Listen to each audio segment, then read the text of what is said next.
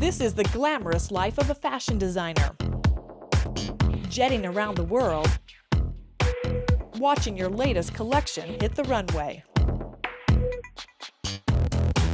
And if the glamorous life had a reality show, this is where it would be filmed. Designer Jill Alexander works out of a 900 square foot loft in Santa Cruz. It's a sewing corner, cutting room, draping area, retail store, and design center.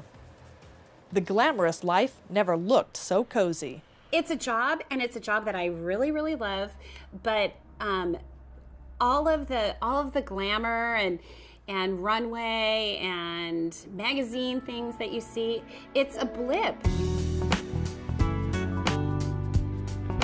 Alexander designs plus-size fashions, only one of 10 independent designers invited to show her work at New York's Full-Figure Fashion Week. She's been invited back twice. And the only U.S. designer invited to Europe's plus-size couture show. Both coups for any designer, but for someone in this business just 3 years, an unheard-of feat. In 2010, Alexander showed her designs at just one show, and her business took off. I didn't even have that many pieces, and I brought them down there and we sold out of everything. It was more of a shove, I think, than a launch.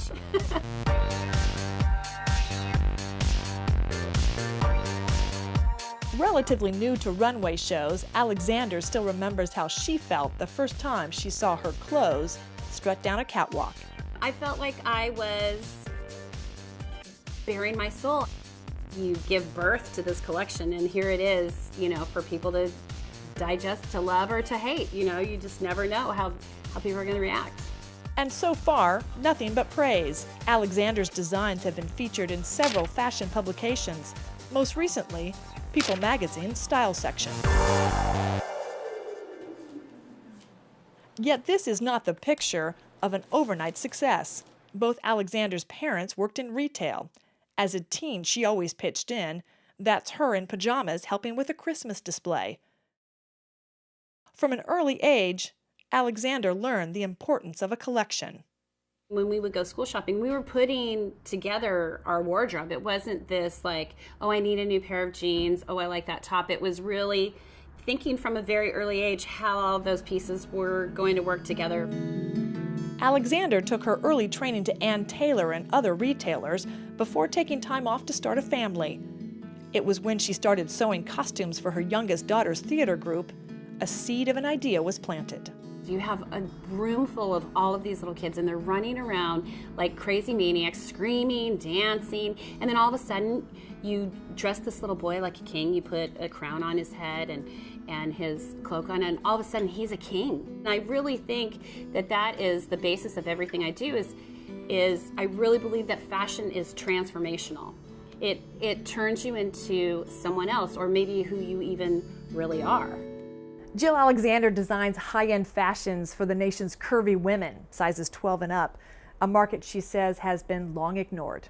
I'd love for women to be able to go in and visit a place where everything fits them and salespeople are nice to them and the lighting's really good and the mirrors are friendly and they can go back again and again and just build on their wardrobe. How's that feel across the front? Good. Becky Edwards knows all too well how hard it is for curvy women to build a wardrobe. She's one of Alexander's favorite models and a big fan of the designer's clothes. They're colorful, they're fun, and they're going to fit me, and they're going to be flattering. And that's hard to find. Designs that are bold, bright, and daring. Traditionally no-nos in the plus-size fashion world, but for Alexander, nothing is off limits, as she hopes to revamp how curvy women see themselves. When they put something on that I've created, I really want them to feel like their best selves, like these figure flaws are non-existent. I really hope that they feel beautiful. From sewing together a king's costume to her designs changing the look of full-figure fashion, Jill Alexander's overnight success story doesn't have a final chapter yet. I'm not at the point yet where I'm willing to say I'm an overnight success. I'm not even really willing to use the word success yet because I still have so much more I want to do.